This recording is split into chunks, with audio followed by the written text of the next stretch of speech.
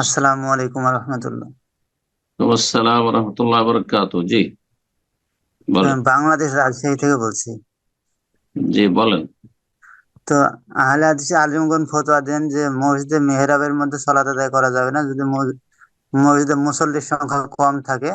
সেক্ষেত্রে দেখা যাবে যে ইমাম হচ্ছে মেহরাবের বাইরেই দাঁড়াবে। আর যদি হুম। মসজিদে মুসল্লির সংখ্যা যদি বেশি থাকে, মুসল্লি না ধরে, সেক্ষেত্রে বাধ্য হয়ে মেহরাবের মধ্যে গিয়ে সালাত আদায় করতে পারে। এরকম ধরনের কথাবার্তা বলে থাকেন, তো এই বিষয়ে আসলে কতটা ঠিক না ঠিক।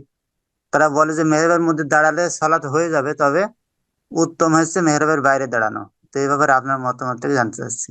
উত্তম উত্তম বলেছে তো, ভালোই বলেছে, অসুবিধা কি? নামাজকে তো বাতিল বলেন। মেহরাব এত বেশি লম্বা করে করবে না যে ইমাম ভিতরে ঢুকে আছে আর আর কিছু দেখা যাচ্ছে না বাইরে থেকে, এমনটা না হয়। মেহরাব কিছুটা যাতে বোঝা যায় যে হ্যাঁ এটা মসজিদ, আর মসজিদের কিবলার দিক হচ্ছে, মসজিদের মধ্যে ঢুকে একজন বাইরের নতুন মানুষ বুঝতে পারে, হয়তো মুসাফির এসছে, যে হ্যাঁ এই দিকে কেবলা আছে। এতটুকু সামান্য একটু মেহরাব থাকলেই হলো। আর মেহরাব এত লম্বা চড়া করবে যাতে পুরো ইমাম সাহেবের একটা কাতার হয়ে যাচ্ছে, এত করার কোনো প্রয়োজন নেই এগুলো আসলে। এই মেহরাব করা পরে শুরু হয়েছে। জি, কিন্তু কেউ মেহরাবে যদি আমতি করে কোনো অসুবিধা নেই, নামাজ হয়ে যাবে ইনশাআল্লাহ। বারাকাল্লাহ ফিক। আমিন। এইসব মাসলা নিয়ে বাড়াবাড়ি করিয়েন না, না মুফতিরাই বাড়াবাড়ি করবে না জনগণই বাড়াবাড়ি করবেন, ঠিক? আসসালামু আলাইকুম ওয়া রাহমাতুল্লাহি ওয়া বারাকাতুহু। ওয়ালাইকুম আসসালাম রহমতুল্লাহ বরকাত।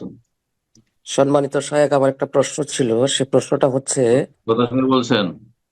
বাংলাদেশ থেকে বলছি, শেরপুর জেলা থেকে বলছি, ময়মনসিংহ বিভাগের। বলেন।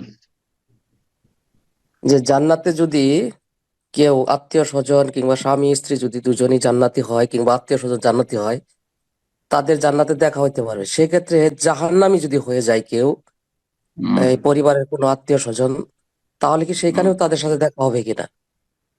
জাহান্নামে জাযাকাল্লাহ। দেখা হয়ে কোন শান্তি পাবে?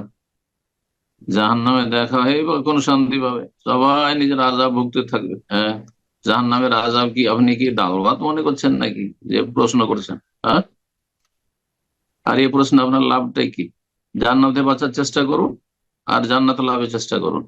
বারাকাল্লাহ ফিক।